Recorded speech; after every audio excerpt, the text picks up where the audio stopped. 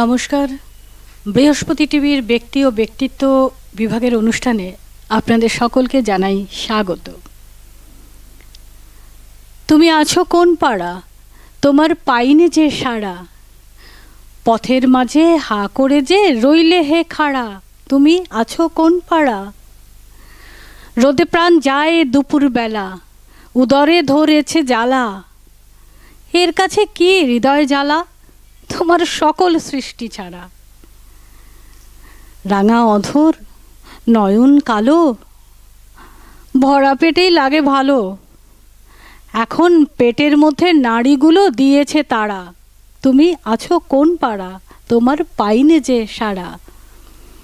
এই যে রবীন্দ্র গান, যা খুব কম গীত হয়েছে, রবীন্দ্রনাথের নাটকের গান, রবীন্দ্রনাথের হাসির গান, প্রচলিত রবীন্দ্রসঙ্গীতের পাশাপাশি এই নাটকের গান, এই হাসির গানকে যিনি জনপ্রিয় করেছেন তার নাম অশোকতরু বন্দ্যোপাধ্যায়। আজ আমাদের অনুষ্ঠান তাঁকে নিয়েই। বৃহস্পতি টিভির পর্দায় আপনারা ধারাবাহিকভাবে দেখেছেন তাকে নিয়ে অনুষ্ঠান অনন্য অশোকতরু। অনন্য অশোকতরুর আজ ত্রয়োদশ পর্ব। বিগত পর্বগুলোতে আমরা জেনেছি তার জীবনশৈলী, তার জীবনের নানান দিক, তার সঙ্গীতের নানান দিক, রবীন্দ্রসঙ্গীতে তার বিচরণের কথা, তার নানান ধারায় বিচরণের কথা, তার ব্যতিক্রমী পরিবেশনার শৈলী দিয়ে, তার অনবদ্য গায়কী দিয়ে তিনি রবীন্দ্র গানে এক অন্য আবেদন এনেছেন। শুধু তাই নয়, তার শিক্ষণ পদ্ধতিতেও ছিল বিশেষত্ব। তার নিজের উদ্ভাবিত বৈজ্ঞানিক পদ্ধতিতে তিনি তার ছাত্রছাত্রীদের রবীন্দ্রসঙ্গীত শিক্ষা দিতেন। আমরা বিশদে জেনে নেব তার কন্যা কৌশিকী বন্দ্যোপাধ্যায়ের কাছ থেকে, আর তারই পর্যালোচনা শুনব শিল্পী অশোকতরু বন্দ্যোপাধ্যায়ের সুযোগ্য ছাত্র স্বপন কুমার ঘোষের কাছ থেকে। আজ ত্রয়োদশ পর্বে তার শিক্ষণ পদ্ধতি। আপন হারা মাতোয়ারা আছি তোমার আশা ধরে, আপন হারা মাতোয়ারা আত্মভোলা প্রচার বিমুখ এক শিল্পী সাধকের নাম সঙ্গীতাচার্য অশোকতরু বন্দ্যোপাধ্যায়। জন্মসূত্রে তাকে আমি পেয়েছি পিতারূপে, ধন্য হয়েছি তার সুরের ধারায় একটি বাসা লাভ করে। আমরা যারা তার শিষ্য শিষ্যা তথা অনুরাগী, সেই তার সুরের ধারায় শুধু সিঞ্চিত হয়নি, খুব বিরল একটি দৃষ্টান্ত তিনি। যেমনই সুন্দর এক সম্পূর্ণ শিল্পী তিনি, তেমনি তিনি এক পরিপূর্ণ নিয়োজিত সঙ্গীত গুরু। আমরা এই প্রচার বিমুখ সঙ্গীতাচার্য অশোকতরু বন্দ্যোপাধ্যায়কে নিয়ে তার ছাত্রছাত্রী এবং অনুরাগীরা তার গত প্রয়াণ দিবসে 13ই ডিসেম্বর হঠাৎ খুব বেশি করে অনুভব করতে লাগলাম যে তাকে নিয়ে আমাদের অবশ্যই খুব তাড়াতাড়ি কিছু কাজ করে যেতে হবে এই নব প্রযুক্তির সাহায্যে, যাতে আমরা সকলের কাছে ছড়িয়ে দিতে পারি তার অবদান এবং তার কাজের কথা, যাতে আগামী প্রজন্ম, যারা যেমন এখনকার প্রজন্ম অজান্তেই বোধহয় তারই গায়কী অনুসরণ করছেন, সেই স্পষ্ট শব্দোচ্চারণ, সুললিত সঙ্গীত তারা পরিবেশন করতে চাইছে, সেই নাটকীয়তা তারই জয় হচ্ছে। কিন্তু ঘটছে স্বরলিপি বিচ্যুতি, ঘটছে কিছু নিজস্ব আমদানি, সেটা অভিপ্রেত নয়। মানুষের মধ্যে অনেক ধারণা, অনেক কল্পনা জল্পনা এই এক নাম নিয়ে অশোকতরু। আমরা তার ছাত্রছাত্রীরা চেষ্টা করছি যখন তারই কাজ, তার সঙ্গীত সাধনা, তার শিক্ষাকে প্রচার প্রসার এবং সংরক্ষণের কাজ কী করে প্রযুক্তি মাধ্যমে আমরা রেখে যেতে পারি, ঠিক এমনই সময় সুদূর মুম্বাই থেকে আমার সঙ্গে যোগাযোগ করেন শ্রদ্ধেয় শ্রী দেবাশিস ঘোষ মহাশয়। তিনি মুম্বাইতে কাজ করছেন বাংলা ভাষা শিক্ষা এবং প্রচার প্রসারে, কর্ণধার বৃহস্পতি টিভি চ্যানেলের। এই ভাষা শিক্ষার প্রচার প্রসারের সঙ্গে সঙ্গে তিনি একটি ওয়েব ম্যাগাজিনের অধিকর্তা এবং পুরোপুরি প্রয়াস করেন বৃহস্পতি টিভির মাধ্যমে বাংলার ভাষা তথা সংস্কৃতিকে মানুষের মধ্যে ছড়িয়ে দিতে, তাকে সংরক্ষণ করতে। আমরা তরুশ্রুতির পক্ষ থেকে তাকে জানাই অনেক ধন্যবাদ। তিনি এগিয়ে এসেছিলেন অশোকতরু বন্দ্যোপাধ্যায়কে নিয়ে কিছু কাজ যদি তিনি করে যেতে পারেন, এবং আমি সেটি আমাদের তরুশ্রুতির যারা অন্যতম সদস্যা, বাবার সকল ছাত্রছাত্রী যারা এই কাজে খুবই উৎসাহিত, বিশেষত আজ যিনি বাবার শিক্ষা নিয়ে বলবেন শ্রী স্বপন কুমার ঘোষ, এর সঙ্গে রয়েছেন প্রফেসর ভাস্বতী দত্ত, শ্রীমতী ঋতুপর্ণা রায় এবং শ্রী বিকাশ সাহা। এই কয়েকজন ছাত্রছাত্রী অলরেডি কাজটি শুরু করে দিয়েছে কি করে তার ছবি, তার কাজ সংরক্ষণ করেন। আজ বাবার জীবন এবং তার কাজের সঙ্গে সঙ্গে আরেকটি অধ্যায় নিয়ে আমরা বসব, সেটি হচ্ছে তার শিক্ষকতার অধ্যায়। তার রবীন্দ্রসঙ্গীত শিক্ষায় অবদান অসামান্য। বলা যায় সায়েন্টিফিক ওয়ে বা বৈজ্ঞানিক পদ্ধতিতে কি করে রবীন্দ্রনাথের গান করার জন্য কণ্ঠ সাধনা করা যায়, তার একটি ভীষণ আকর্ষণীয় পদ্ধতি তিনিই প্রথম প্রচার এবং ছড়িয়ে দিয়ে গেছেন তার ছাত্রছাত্রীর মধ্যে।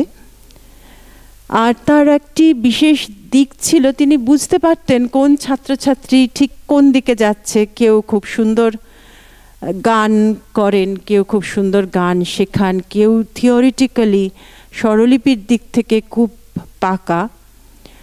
কিন্তু যেটা বলার বিষয় সেটা হচ্ছে তিনি চাইতেন যে সবার তো বিরাট শিল্পী হবে না, কিন্তু আমি তাদের সুরের মাধ্যমে আমার গুরুদেব রবীন্দ্রনাথের শিক্ষা, তার সুর, তার কথার মাধ্যমে আমি তাদের এমনই শিক্ষা দিয়ে যাব যাতে তারা জীবনকে সুন্দর করে দেখতে পারে এবং সুরকে চিরদিনের জন্য ধরে রাখতে পারে।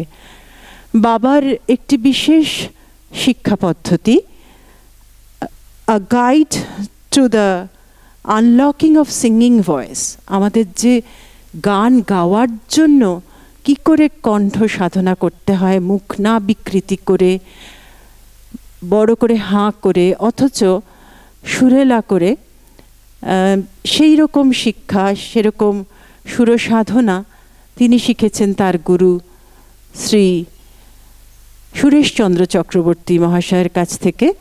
এবং তার নিজস্ব পড়াশোনা, অসম্ভব পড়াশোনা এবং নিজেকে শিক্ষিত করার যে তাগিদ, তিনি বিভিন্ন বই সংগ্রহ করতেন। তার মধ্যে জার্মান বই থাকতো, তার মধ্যে ইংরেজি বই থাকতো, যেগুলি একদম কন্টেম্পোরারি, যেগুলোতে scientific way of teaching music রয়েছে। তার ছবি আমরা দেখব, দেবাশিসদা যদি একটু দেখান পর্দায়, তার যে নিজে হাতে আঁকা বায়োলজিক্যাল যে কণ্ঠ সাধনার ছবি, যে কোন জায়গাটিতে জোর দিলে, কোন জায়গাটিতে নিঃশ্বাস বের করলে সুন্দর আওয়াজ হয়, সেই singing, the unlocking of singing voice the physical nature of the vocal cord, এই জিনিসগুলো ছবির মাধ্যমে এঁকে ব্ল্যাকবোর্ডে আমাদের শিক্ষাদান করেছেন। আমরা সেই মহান গুরুর কথা শুনবো আজ শ্রী স্বপন কুমার ঘোষের কাছ থেকে। তাঁরই গাওয়া গান দিয়ে কিছু গান নিয়ে তিনি উপস্থিত হয়েছেন। আশা করি আপনাদের এই চ্যানেলের কাজ ভালো লাগলে আপনারা আমাদের জানাবেন, এবং আপনারা আমাদের নিশ্চয়ই অনেক সাজেস্ট করতে পারেন আপনারা আরও কি জানতে পারেন ভবিষ্যতে আরও কাজ করার আশা নিয়ে। আমি বৃহস্পতি চ্যানেলকে ধন্যবাদ জ্ঞাপন করছি। নমস্কার।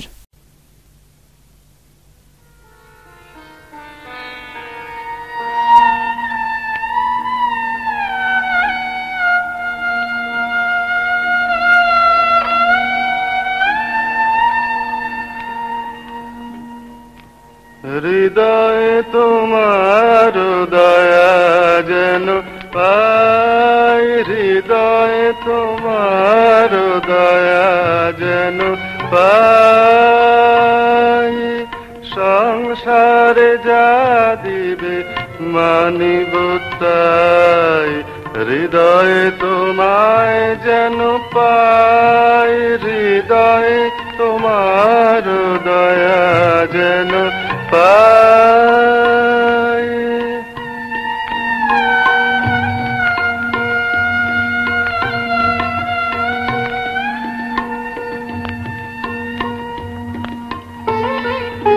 তবু দয়া জাগিবে স্মরণে, নিষিদিন জীবনে মরণে, তবু দয়া জাগিবে স্মরণে, নিষিদিন জীবনে মরণে, দুঃখে সুখে সম্পদে বিপদে, দুঃখে সুখে সম্পদে বিপদে তোমারি দয়া পানি চাই, তোমারি দয়া যেন পাই, হৃদয় তোমার দয়া যেন পাই।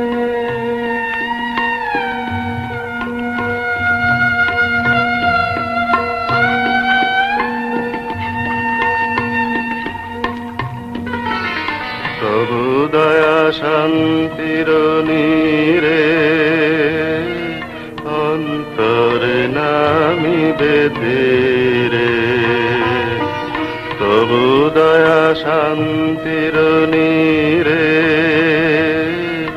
অন্তরে নামিবে ধীরে, তবু দয়া মঙ্গল আলো, জীবন আধারে জালো, তবু দয়া মঙ্গল আলো, জীবন আধারে জালো, প্রেম ভক্তি মম সকল শক্তি মম, প্রেম ভক্তি মম সকল শক্তি মম, তোমারি দয়া রূপে পাই, আমার বলে কিছু নাই, হৃদয়ে তোমার দয়া যেন পাই, হৃদয়ে তোমার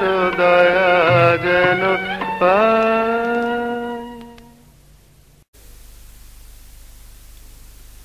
শ্রদ্ধেয় অশোকতরু বন্দ্যোপাধ্যায় আমাদের তরুদা ছিলেন একাধারে সাধক শিল্পী ও সঙ্গীত গুরু।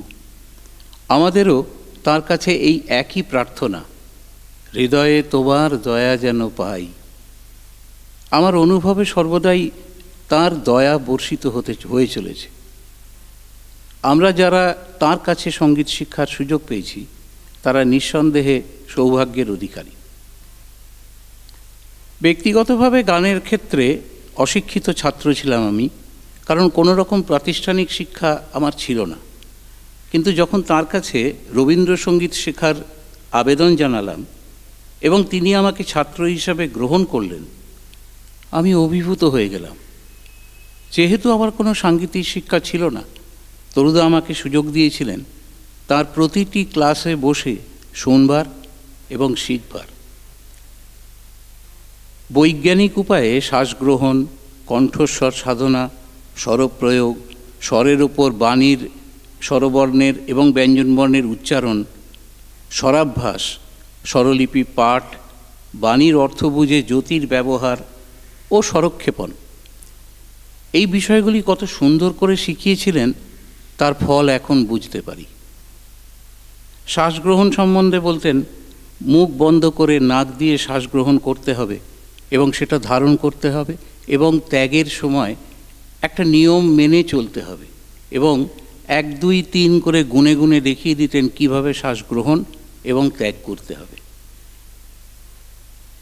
কণ্ঠস্বর সাধনার ক্ষেত্রে প্রথমে মুখ বন্ধ করে উপরের, আমি যে কথাটা বললাম এইমাত্র, যে শ্বাস নিয়ে ধারণ করে আবার ছাড়তে হবে, সেইভাবেই ওম শব্দটি উচ্চারণ করে ধীরে ধীরে শ্বাস ত্যাগ করতে হবে। আবার শ্বাস গ্রহণ করে ওম শব্দটি নিয়ে ধীরে ধীরে মুখ খুলে সরজের ওপরে আ এই শব্দটি উচ্চারণ করতে হবে এবং হাঁ মুখটি স্বাভাবিকভাবে খোলা রাখতে হবে, এমনভাবে যেন যে ভেতরের আওয়াজটি সুন্দরভাবে বেরিয়ে আসতে পারে এবং সেটা শ্রুতিযোগ্য হয়। স্বরপ্রয়োগের ক্ষেত্রে শ্বাস গ্রহণ করে প্রতিটি স্বরকে মৃদুভাবে এবং প্রবলভাবে দুভাবেই উচ্চারণ করার প্রয়োগ শিখিয়েছিলেন এবং মৃদুভাবে শুরু করে স্বর ওজন বাড়িয়ে বড় করে আবার ধীরে ধীরে ধীরে ধীরে তাকে কমিয়ে নিয়ে এসে ছেড়ে দিতে হবে। এই যে ফেড ইন ফেড আউট বলতেন উনি, এটা করার উপকারিতা বোঝাতেন যখন গানের বাণীর ওপরে সেই স্বরক্ষেপণটা প্রয়োগ দেখাতেন। এটা অত্যন্ত মূল্যবান এবং এটা আমরা পরবর্তীকালে বুঝতে পেরেছি, কেননা তরুদা আমাদের যখন গান শেখাতেন তখন প্রত্যেকবার সেই গানটিকে বেশ কয়েকবার পড়তে বলতেন এবং পড়ে পড়ে তখন আমাদের বলতেন যে নিজের মনে মনে ভাবো যে কি পড়ছো এবং সেটা কিভাবে বলতে চাইছো বা চাইবে সেটাকে মনে করতে হবে। এই যে তার তখনই বুঝতে পারতাম এই ওঠানামার যে ব্যাপারটা সেটা কিভাবে আমরা প্রয়োগ করব এবং সেটা এত সুন্দর করে দেখিয়ে দিতেন যে আমাদের তারপরে আর ওই গানটি যখন সুরে ফেলতেন তখন আমাদের সেই সুর সংগ্রহ করে নিতে বা আমাদের গলায় বসিয়ে নিতে বিশেষ কষ্ট করতে হতো না। এই যে গানটি আমরা এখন শুনলাম, হৃদয়ে তোমার দয়া যেন পাই, একটি অংশ তব দয়া মঙ্গল আলো জীবন আধারে জালো, এই কথাগুলি বলার পর একটি স্বরবিন্যাস এমনভাবে স্বরক্ষেপণের মাধ্যমে ফুটিয়ে তুলতেন, তাতে খেয়ালাঙ্গ গানের প্রার্থিত মাধুর্য এক নতুন রূপ ধারণ করত। এটা তার পক্ষেই সম্ভব হতো, কারণ তিনি শাস্ত্রীয় সঙ্গীতের এক পুরোধা শিল্পী ছিলেন এবং দীর্ঘকাল শাস্ত্রীয় সঙ্গীত অনুশীলনের ফলে তার কণ্ঠে এই ধরনের স্বরক্ষেপণের প্রয়োগ খুব সহজভাবে হতো। আমরা অনেক কষ্ট করে মাত্রায় মাত্রায় বসিয়ে বসিয়ে তরুদা শিখিয়েছেন, যেভাবে শিখে শিখে এখন কিছুটা রপ্ত করতে পারি। প্রথমে মুখ বন্ধ করে শ্বাস গ্রহণ করে ওম শব্দটি উচ্চারণ করে ধীরে ধীরে শ্বাস ত্যাগ করতে হবে।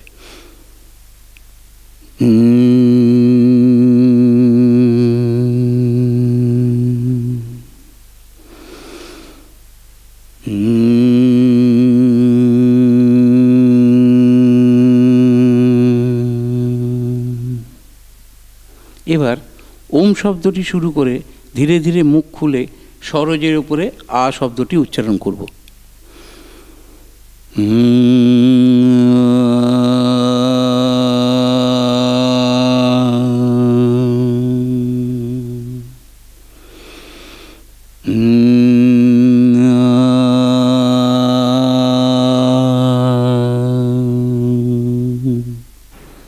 এইভাবে ফেড ইন ফেড আউট দেখাতেন যে কিভাবে আ করে, এবং এটি প্রতিটি স্বরের ওপরে, শুধু সায়ের ওপর নয়, রে গা মা পা ধা নি 7টি সুর বা 12টি সুর, সবকটি সুরের ওপরই এইভাবে অভ্যেস করা উনি শিখিয়েছেন। তরুদা বলতেন, যেহেতু রবীন্দ্রনাথ মূলত কবি, তাই তার গানের বাণীর উচ্চারণ স্পষ্ট ও সুরঋদ্ধ হওয়া চাই। সেই কারণে শ্বাস নিয়ে প্রতিটি স্বরের উপরে স্বরবর্ণ এবং ব্যঞ্জনবর্ণের উচ্চারণ অভ্যেস করাতেন। যে গানটি আমরা শুনলাম, হৃদয়ে তোমার দয়া যেন পাই, এই গানটিতে তব দয়া মঙ্গল আলো, জীবন আধারে জালো, এই কথাগুলি বলার পর একটি স্বরবিন্যাস এমনভাবে স্বরক্ষেপণের মাধ্যমে ফুটিয়ে তুলতেন যে খেয়ালাঙ্গ গানের একটি মাধুর্য আমরা চোখের সামনে দেখতে পেতাম।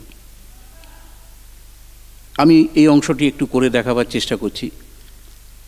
তব দয়া মঙ্গল আলো, জীবন আধারে জালো, তব দয়া মঙ্গল আলো, জীবন আধারে জালো। এই তব কথাটা বলা এবং ওই আলো, এই যে অলঙ্করণটা, এটা এত সাবলীল হতো যে মনেই হতো না ওটা খেয়ালাঙ্গের গান শুনছি। এই ছিলেন আমাদের তরুদা, এক ক্ষণজন্মা শিল্পী। তিনি কখনো স্বরলিপি বহির্ভূত কোনো উচ্চারণ ভঙ্গিমা বা প্রয়োগ করতেন না, কিন্তু স্বরলিপির কাঠামো বজায় রেখেও তার মধ্যে গায়কী যে জিনিস একটি আছে, সেটিকে কিভাবে উদ্ঘাটন করতে হবে সেটা স্বরলিপি পাঠের মাধ্যমে বুঝিয়ে দিতেন। কিভাবে স্বরলিপি পড়তে হবে, প্রতিটি স্বরের সঙ্গে যে স্পর্শ স্বর বা কণ স্বর থাকে, সেই স্পর্শ স্বরের কী কী ভূমিকা, স্পর্শ স্বরকে কত রকমভাবে প্রয়োগ করা যায় একটা স্বরকে, সেইগুলো এত সুন্দর করে দেখাতেন। সেইগুলো একদম মনে হতো যে আমাদের কোনো রকম, আমরা কেন পারি না, আমাদের করতে গেলে হয় আমরা যেরকমভাবে স্বরলিপি শিখেছি হয় আধমাত্রার হয়ে যাচ্ছে অথবা ওইটা স্কিপ করে যাচ্ছে, কিন্তু ওনার ক্ষেত্রে কখনোই স্কিপ করতো না। একটা অদ্ভুত ব্যাপার ছিল। এই একটি অংশ আমি বোঝাতে চাইছি, যেটা এই যে তব দয়া শান্তির নীরে অন্তরে নামিবে ধীরে, তব দয়া শান্তির নীরে অন্তরে নামিবে ধে। এই ধে একটা অদ্ভুতভাবে গ্রেস নোটটা এমনভাবে বলতেন যে সেই ধীরেটা আমাকে বলে দিতে হতো না যে এটা ধীরে ধীরে নেমে আসবে। এই জিনিসগুলো এত ভালোভাবে শেখাতেন যে আমাদের ক্ষেত্রে স্বরলিপি পাঠ একটা খুব উপভোগ্য জিনিস হতো। ওর স্বরলিপি পাঠটা আমাদের কাছে খুব একটা কঠিন বলে মনে হতো না।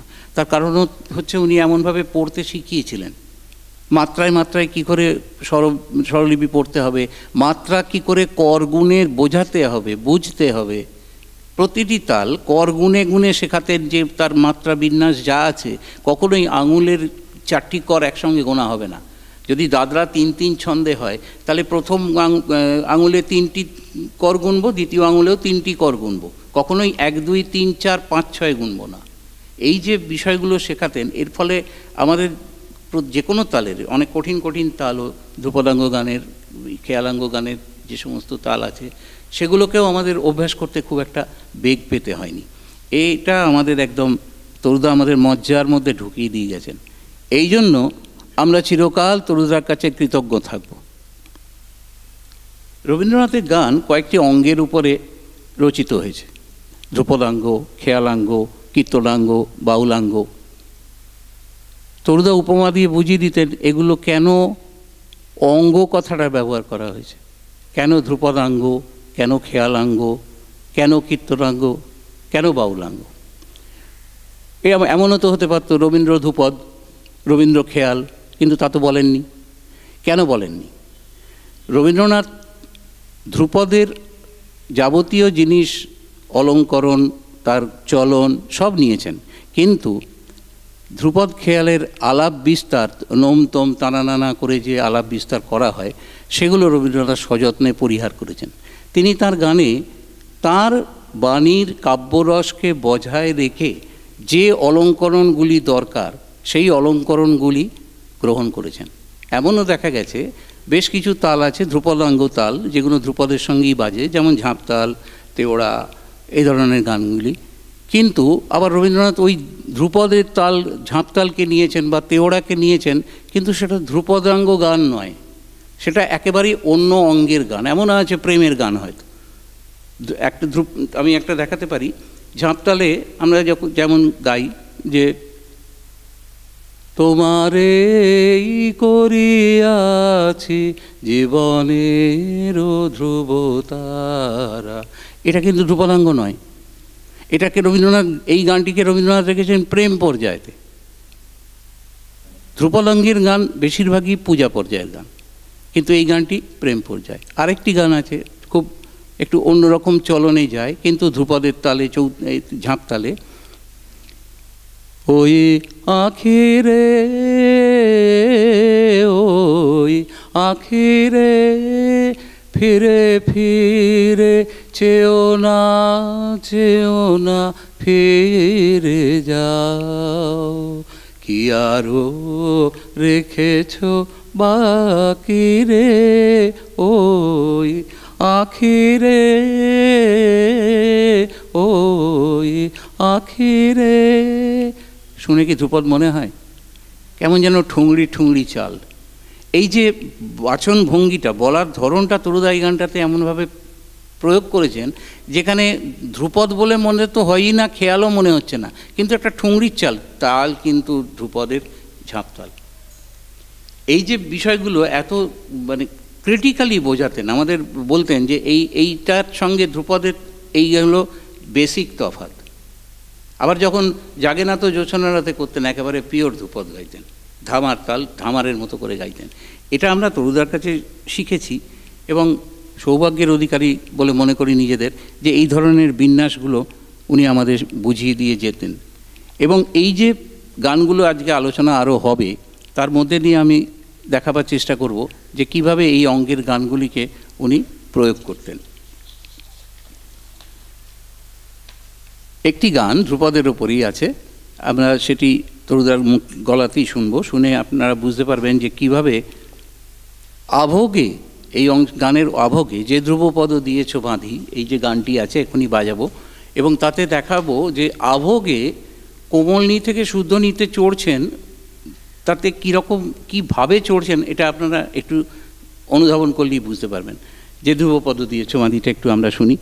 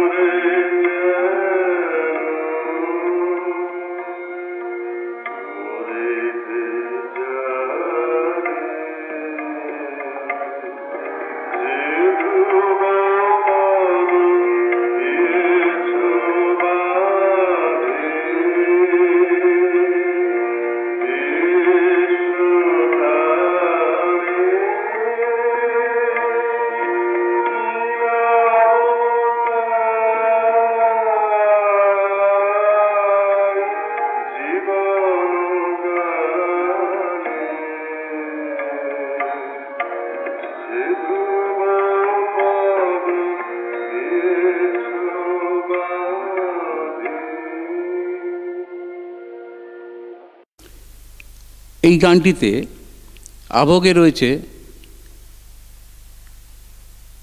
সঞ্চারী থেকে আমি করলে বুঝতে পারবেন আপনারা ব্যাপারটা। বাজায় উষা নিশীথ কুলে যে গীত ভাষা, সে ধ্বনি নিয়ে জাগিবে মোর নবীন আশা। বাজায় উষা নিশীথ কুলে যে গীত ভাষা, সে ধ্বনি নিয়ে জাগিবে মোর নবীন আশা। ফুলের মতো সহজ সুরে প্রভাত মম উঠিবে পুরে। ফুলের মতো সহজ সুরে, এই যে কোমলনী থেকে শুদ্ধনীতে পুরে বলে উঠলেন, এটা এত সহজভাবে সাবলীলভাবে উঠে যেতেন যে আমাদের চেষ্টা করে তুলতে হয়েছে। কিন্তু কি মধুরভাবে উনি লাগাতেন এই কোমলনী থেকে শুদ্ধনী, আমরা যতবার শুনি ততবার অভিভূত হয়ে যাই।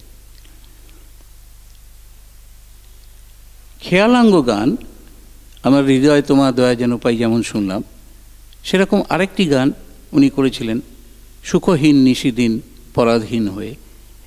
এই গানটির এক তারানা ভাঙা গান, কিন্তু আমি শ্রোতাদের অনুরোধ করব যে সূক্ষ্ম স্বরপ্রয়োগের উদাহরণস্বরূপ শিরনত কত অপমানে অংশটি একটু খেয়াল করতে।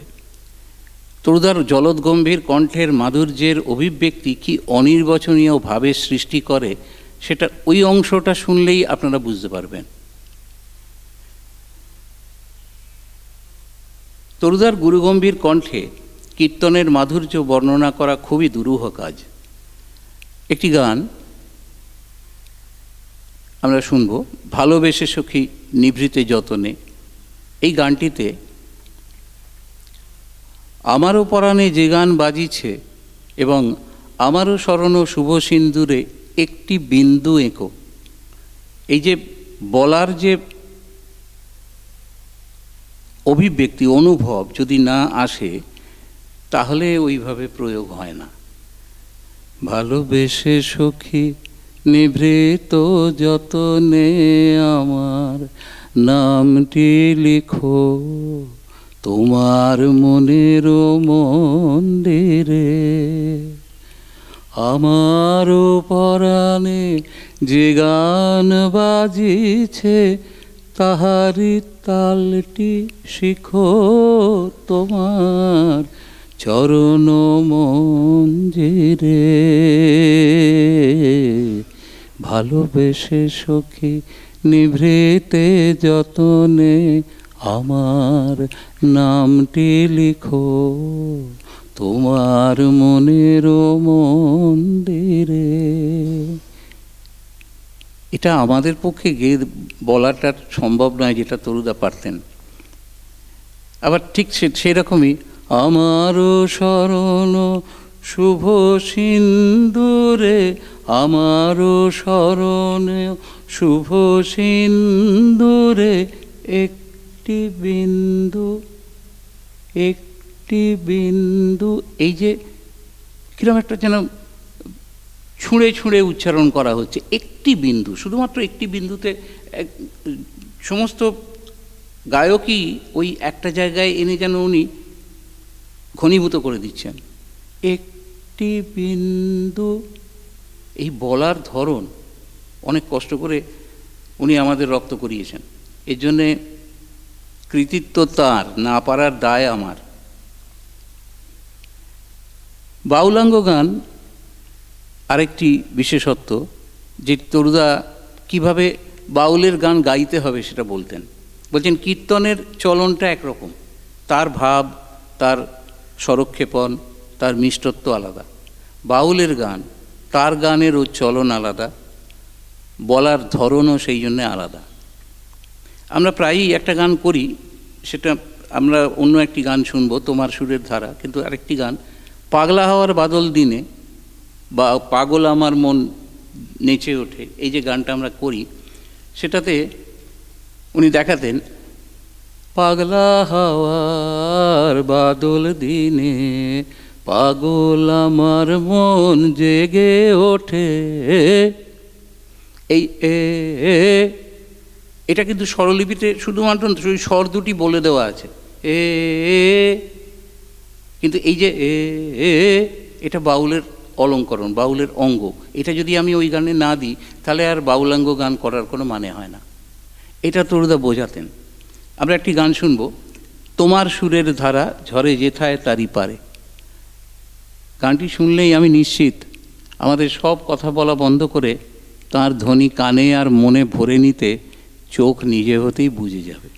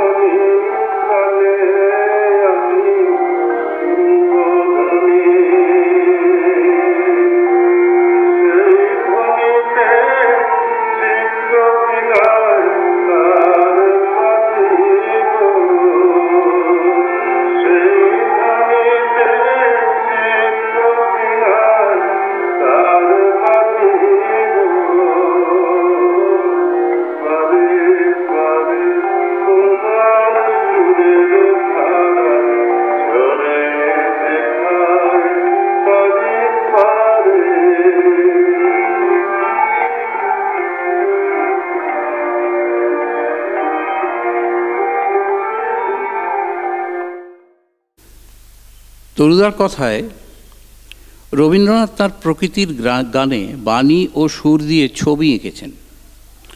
গায়ক শিক্ষার্থী নির্বিশেষে সেই ছবিটি নিজের চোখের সামনে দেখতে চেষ্টা করতে হবে এবং তার বর্ণনা শ্রোতার কানে এমনভাবে পৌঁছে দিতে হবে যাতে শ্রোতার চোখের সামনেও সেই ছবিটি ফুটে ওঠে। এটা কত বড় কঠিন কাজ এতদিন বাদে হয়তো কিছুটা বুঝতে পারি এবং প্রয়োগ করার চেষ্টা করি, কিন্তু তখন খুব কষ্ট হতো ভাবতে যে কী করে ছবিটা দেখব, কী করে পারবো, আদৌ পারবো কি না। কিন্তু পরে তরুদা এমনভাবে প্রতিটি গানের ক্ষেত্রে এমনভাবে বলে বলে বুঝিয়ে দিতেন, বুঝিয়ে দেওয়ার পরে যখন নিজে নিজে একা একা বসে অভ্যাস করতাম তখন দেখতাম কিভাবে জানি না এসে যেত। আজও এতক্ষণ ধরে যে জিনিসটা আমরা চেষ্টা করলাম মনে হচ্ছে পাশে তো তরুদা আছেন, ভয় কি। এইটা আমাদের সব সময় মনে হয়, যখনই গান করি মনে হয় সামনে বোধহয় দেখতে পাচ্ছি, তরুদা আড়াল থেকে দেখছেন যে আমরা ঠিকমতো করতে পারছি কি না। এতে ভরসা বাড়ে, ভয় বাড়ে না। কেননা তরুদা কখনো আমাদের কাছে ভীতির মানুষ ছিলেন না। তিনি আমাদের স্নেহ দিয়ে, ভালোবাসা দিয়ে এমনভাবে গানকে রক্তের মধ্যে ঢুকিয়ে দিয়ে গেছেন যে আজীবন আর কিছু না থাকলে শুধু একটা গীতবিতান থাকলে পরে মনে হয় জীবনটা বেশ ভালোভাবেই কেটে যাবে। এটা তরুদার কাছে আমাদের একটা বিরাট পাওয়া। এই বাণী ও সুরের যে ছবি আঁকা একটি গান, এসেছিলে তবু আসো নাই জানায় গেলে, তরুদা গেয়েছেন, আমরা শুনব। এই গানটির তখন পাতায় পাতায় বিন্দু বিন্দু ঝরে জল। এখনো গায়ে শিহরণ জায়গায় বিন্দু বিন্দু কথাটি যেভাবে বলতেন, যেন মনে হচ্ছে সত্যি সত্যি জলের ফোঁটা একটি একটি করে পাতার ওপরে পড়ছে। এখন দৃশ্যগত অভিব্যক্তি কি হতে পারে সেটা মনের মধ্যে গেঁথে গেছে যে এটা ওইভাবে করতে হবে, এবং এখন অজান্তেই আমরা ওইটা করে ফেলি। যখন তারপরে শ্রোতারা যদি মন ভালো লাগে, যখন এসে বলেন ভারী সুন্দর হলো, যে বিষয়টা আমরা কখনো এভাবে ভাবিনি, তখন বড় অবাক লাগে। এই কিছুদিন আগে একটি অনুষ্ঠানে একটি গান করেছিলাম, একটুকু ছোঁয়া লাগে একটুকু কথা শুনি। আমাকে বেশ কয়েকজন বর্তমান প্রজন্মের ছাত্রছাত্রী তারা এসে বললে, আচ্ছা আপনার এইটা একটুকু ছোঁয়া লাগেটা এভাবে বললেন কেন? আমি বললাম, ভাই এরকমই তো গুরুদেব শিখিয়েছেন, আমি কিন্তু কিছু বলতে পারবো না। কেন আমি যদি বলেন আমি একটু বিস্তৃতভাবে বলতে পারি। বলে কেন বলেছেন? আমি যে একটুকু ছোঁয়া লাগে, ছোঁয়া যেটা লাগে যদি সামান্যতম স্পর্শ হয় তাকে তো দীর্ঘভাবে বলা যায় না। বলে হ্যাঁ, কিন্তু আমরা তো সব রেকর্ড যা শুনি তাই একটুকু ছোঁয়া লাগে, এই একটুকু এত দীর্ঘায়িত করে বলা হয়, কিন্তু আপনি কেন এইভাবে বললেন? আমি বলেছিলাম একটুকু ছোঁয়া লাগে একটুকু কথা শুনি। এই যে একটুকু, এটা যে এইভাবে বলতে হবে, এ তো তরুদা শিখিয়েছেন, আমার শেখানো, আমার নিজের করা নয়, শিখেছি তো তরুদার কাছে। এই ঠিক একই রকম এসেছিলে তবু আসো নাইতে বিন্দু বিন্দু ঝরে জল, গানটা শুনলে আপনারা বুঝতে পারবেন ওটা আমার পক্ষে করে দেখানো সম্ভব না, আমাকে ক্ষমা করবেন। এসেছিলে তবু আসো নাই, জানাই গেলে সম্মুখের পথ দিয়ে, পলাতকা ছায়া ফেলে এসেছিলে। তোমারও সে উদাসীনতা সত্য কি না জানি না, সে তোমারও সে উদাসীনতা সত্য কি না জানি না, সে চঞ্চল চরণ গেল ঘাসে ঘাসে বেদনা মেলে। এসেছিলে তবু আসো নাই, জানাই গেলে।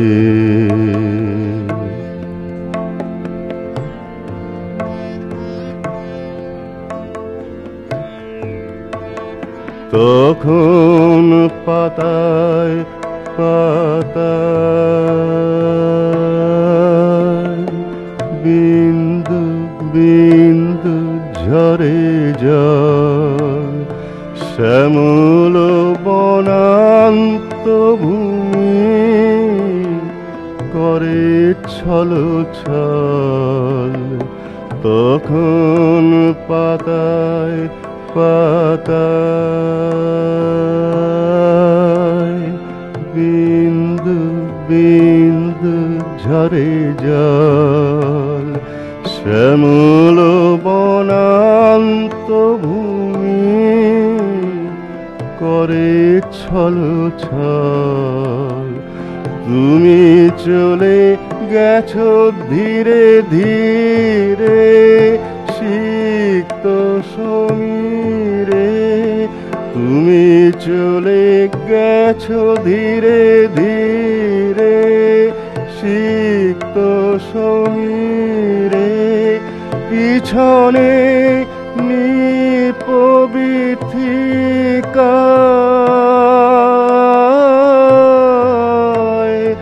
রৌদ্র ছায়া যায়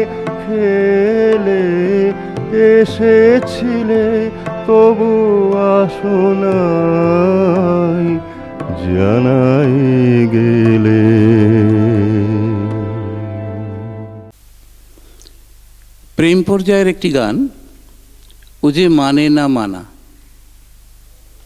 না না না এই শব্দটি বিভিন্ন জায়গায় 3 বার উচ্চারিত হয়েছে এবং প্রত্যেকবার একটা অন্য অভিব্যক্তি।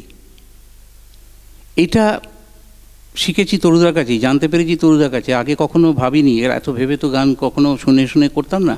যখন শুনে শুনে গান করতাম তখন আমরা ওইভাবে ভাবিও নি। না না না এই গেয়েছি, তরুদার কাছে শিখলাম আলাদা, যে 3টে নাকে একসঙ্গে বলা যায় না। না না না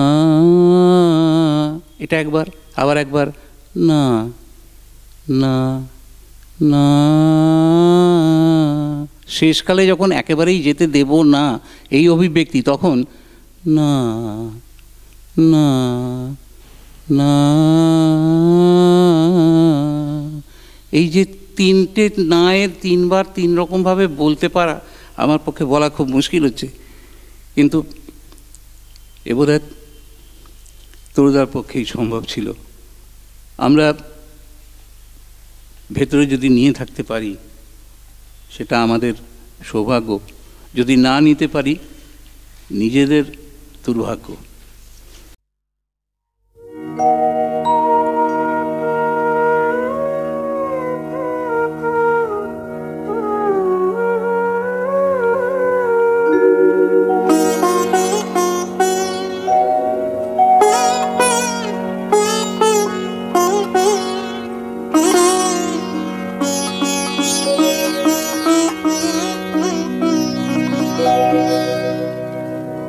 যে মানে না মানা, ও যে মানে না মানা,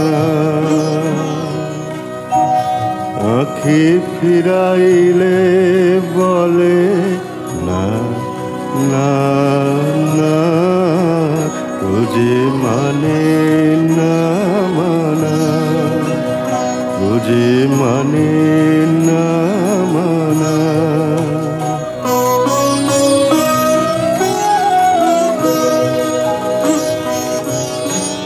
যত বলি নাই রাতি মলিন হয়েছে বাতি, যত বলি নাই রাতি মলিন হয়েছে বাতি, মুখ পানে চেয়ে বলে না না না, ও যে মানে না মানা, ও যে মানে না মানা।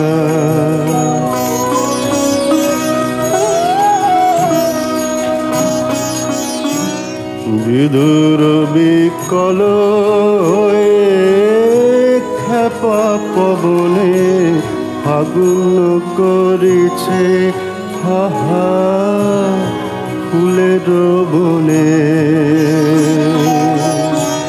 বিদুর বিকল হয়ে খেপা পবনে ফাগুন করেছে হাহা ফুলের বনে। আমি যত বলি তবে এবার যে যেতে হবে, আমি যত বলি তবে এবার যে যেতে হবে, দুয়ারে দাঁড়ায় বলে না না না, ও যে মানে না মানা, ও যে মানে না মানা।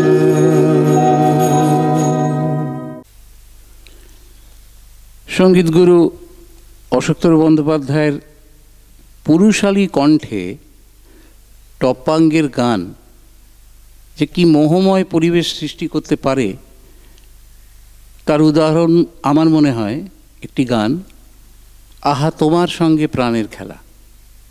আমরা এই গানটি শুনব। সেই গানটিতে তার ওই কণ্ঠ যে কি অসাধারণ বাংময় রূপ পেতে পারে সেটা শ্রোতামাত্রই উপলব্ধি করতে পারবেন।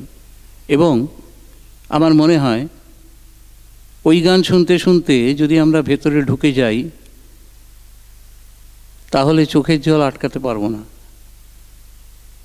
এবং শেষে যখন তোমার সঙ্গে প্রাণের খেলাটা বলছেন, সেই অভিব্যক্তি খুব মিহি গলার কণ্ঠশিল্পীদের পক্ষেও আয়ত্ত করা সম্ভব না, এটা আমার মনে হয়। আহা তোমার সঙ্গে প্রাণে খেলা, এটা এইভাবে বলা খুব কঠিন। আপনি গানটা যখন বাজবে আপনারা শুনবেন, আমি নিশ্চিত যে আপনারাও চোখের জল আটকাতে পারবেন না।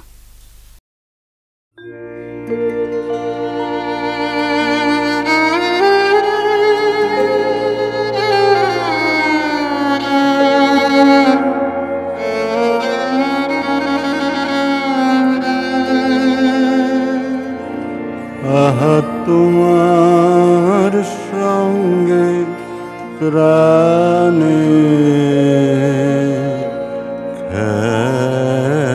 খেলা, প্রিয় আমার ওগো প্রিয়,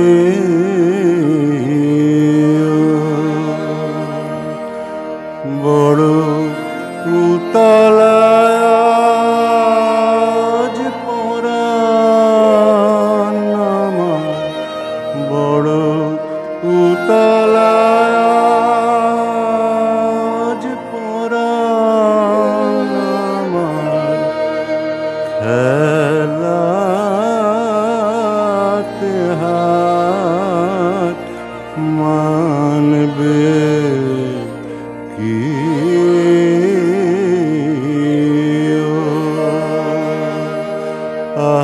তোমার সঙ্গে প্রাণে খেলা।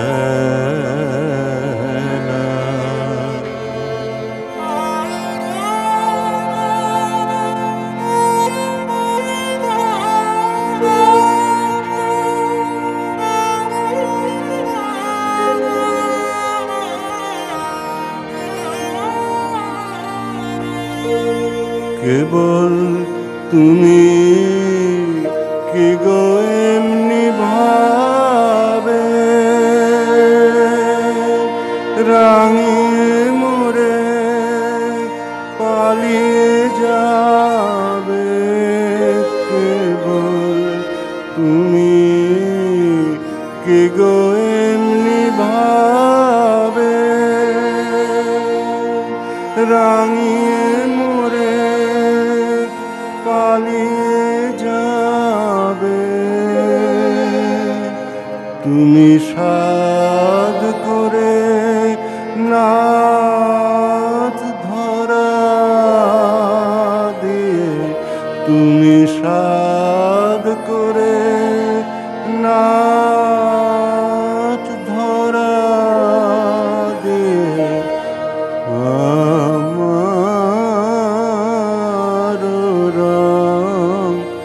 বুকে নিও, এই হৃদ কমলের রাঙা রেণু রাঙাবে উত্তরী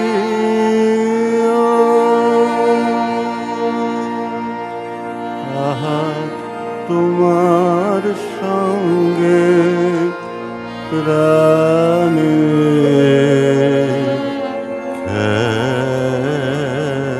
খেলা।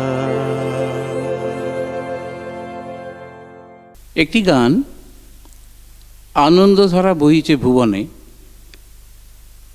এই গানটির বিষয়ে ইদানিং কিছু কথা আমরা শুনি যে এই গানের সুরটি কোথা থেকে এলো। তরুদা যেটা গেয়েছেন আমরাও সেটাই শিখেছি।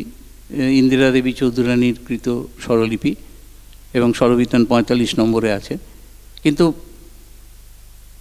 প্রচলিত যে রেকর্ডটি শুনে সাধারণ শ্রোতাদের কান মজে আছে সেটিও সুন্দর, কিন্তু এটার সঙ্গে তার একটু তফাৎ আছে। এটি মিশ্র মালকোষের তৈরি এবং তাতে শুদ্ধ মধ্যম কড়ি মধ্যমের এমন দুটি প্রয়োগ আছে, সেটা তরুদার কাছে আমরা যেরকমভাবে শিখেছিলাম তাতে মনে হয় যেন গানটির মাধুর্য অনেক বেশি প্রকাশ পায়।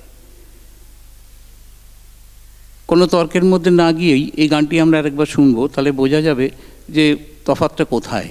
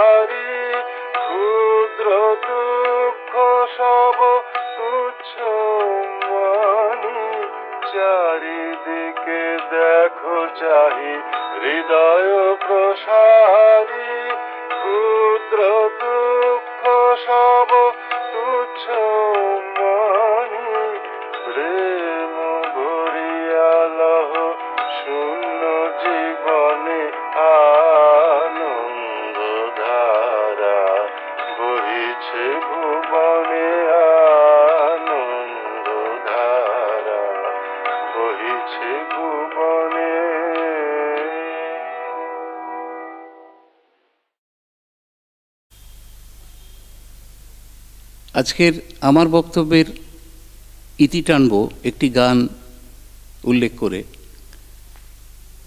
যে গানটি আমাদের সঙ্গীতগুরু তরুদা গেয়েছিলেন।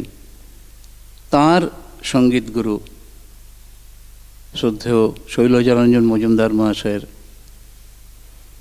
মৃত্যুর পরে একটি আসরে সে গানটি বাণী মোর নাহি। এই গানটির শুনলে আপনারা বুঝতে পারবেন যে তরুদার শাস্ত্রীয় সঙ্গীতের শিক্ষার এবং কাব্যিক রবীন্দ্রনাথের যে অনুভূতি, এই দুয়ের মেলবন্ধন এর থেকে ভালো আর কোনো গানে বোধহয় হওয়ার সম্ভব নয়। এবং এই গান অশোকতরু বন্দ্যোপাধ্যায়ের পরে আমি অন্তত যতদিন বেঁচে থাকব আর কারোর শুনব না। তার কারণ ওই আলোড়ন আমার মনের মধ্যে আর কোনো দিন আসবে না যা সেদিন এসেছিল, এবং আমি স্থির নিশ্চিত আজকে আপনারা এই বাণী মোর নাহি শুনলে হয়তো আমার সঙ্গে সহমত পোষণ করবেন। নিজের অন্তরের অনুভূতি এইভাবে ব্যক্ত করা যায় এটা ভাবতে পারি না। যতবার শুনি ততবার মন উদাস হয়ে যায়, আর ভাবি ঈশ্বর কত করুণাময়, যিনি আমাকে এই উচ্চতার একজন সাধক, শিল্পী, শিক্ষক এবং মহাপ্রাণ ব্যক্তিত্বের সান্নিধ্য পাবার অধিকারী করেছেন। কোটি শতাংশেরও যদি একটু আমরা পেয়ে থাকি, আমি নিজেকে ধন্য মনে করব। নমস্কার।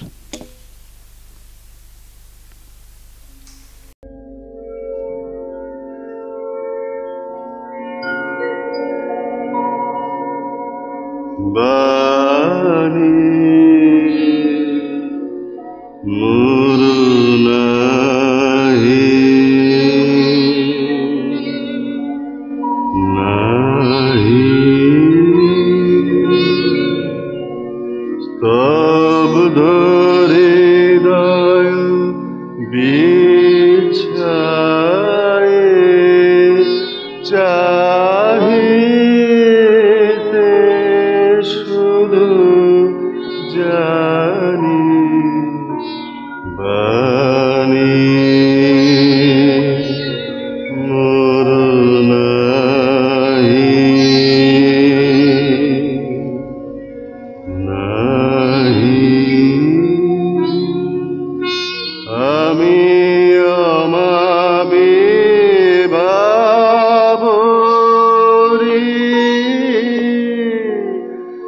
আলো হারা মেলিয়া গণ্য তারা নিষ্ফল আশায় নিঃশেষ পথ চাই নাহি নাহি বাণী মোর নাহি নাহি তুমি যাবে বাজাবাসি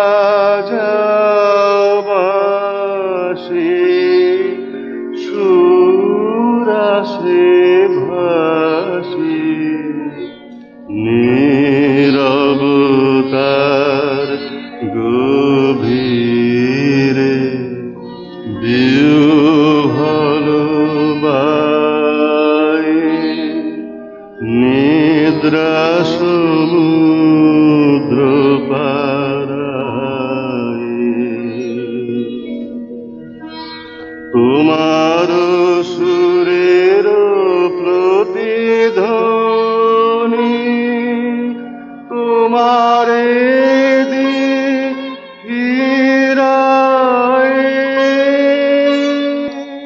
কে জানে সে কি অসে তব স্বপ্নের তীরে বিপুল অন্ধকার পাহি নাহি বাণী মোর নাহি নাহি।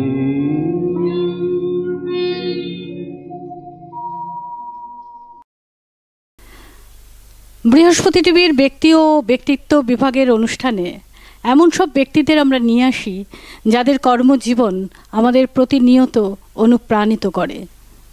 বৃহস্পতি টিভির জনপ্রিয়তা বহির্বঙ্গে শুধু বাঙালি নয়, অবাঙালিদের কাছেও পৌঁছে গেছে। বাংলা ভাষার নিরন্তর চর্চা ও চর্যাকে স্বমহিমায় বজায় রাখতে সঙ্গে থাকুন বৃহস্পতি টিভির।